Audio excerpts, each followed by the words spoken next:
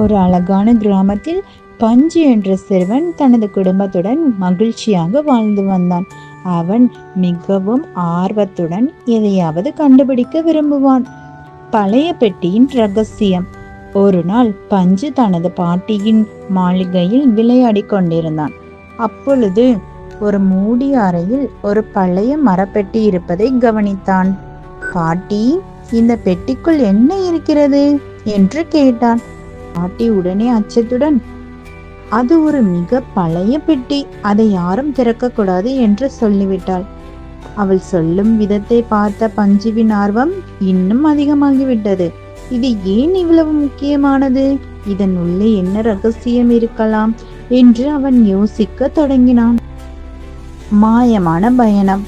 பாட்டி துயில்கிற நேரத்தில் பஞ்சு மெதுவாக பெட்டிக்கு அருகில் சென்றான். ஏன் இதை யாரும் திறக்கக்கூடாது என்ற ஆவலில் மெல்ல அதை திறந்தான். உடனே ஒரு ஜொலிக்கும் ஒளி பரவியது. திடீரென பஞ்சு ஒரு மாய உலகத்திற்குள் விழுந்து விட்டான். அவன் கண்களை திறந்தபோது அந்த உலகம் வண்ணமயமான மரங்களால் நிரம்பியிருந்தது. அவனுக்கு முன்னால் பேசும் விலங்குகளும் பறக்கும் புத்தகங்களும் நீல நிறத்திலான அருவிகளும் இருந்தன. இது என்ன உலகம் என்று பஞ்சு ஆச்சரியம் அடைந்தான். அந்த நேரத்தில் சுட்டி என்ற ஒரு பேசும் கிளி அவனை நோக்கி வந்தது. நீ இங்கு எப்படி வந்தாய் என்று கிளி கேட்டது. நான் ஒரு பழைய பெட்டியை திறந்தேன் என்றான் பஞ்சு. கிளி கொஞ்சம் யோசித்து, அப்போ நீ ரகசிய மந்திரத்தை சொல்லி மட்டும்தான் திரும்பி செல்ல முடியும் என்று சொன்னது. மந்திரத்தின் ரகசியம்? மந்திரம், அது என்ன என்று பஞ்சு ஆச்சரியமாக கேட்டான். அப்பொழுது கிளி ஒரு பழைய கல்லிலிருந்து ஒரு எழுத்தை எடுத்து காட்டியது. அதில் மாயா தோயா பூமி என்று எழுதப்பட்டிருந்தது. நீ இந்த 3 வார்த்தைகளையும் சரியாக உச்சரித்தால்தான் திரும்ப செல்ல முடியும் என்று கிளி கூறியது. அதன் பின்னர் பஞ்சு அந்த உலகத்தை ஆராய தொடங்கினான்.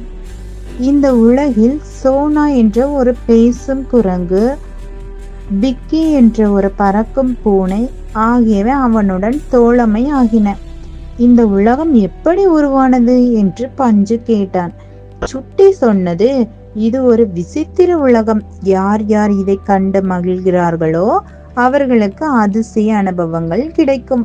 ஆனால் நீ அதிக நேரம் இங்கே இருந்தால் இந்த உலகத்தில் நிரந்தரமாக மாறிவிடுவாய். வாபஸாகும் நேரம். பஞ்சு பயந்து நான் வீட்டிற்கு திரும்ப வேண்டும் என்று முடிவெடுத்தான். அவன் 3 மந்திர வார்த்தைகளை சொல்ல தொடங்கினான்.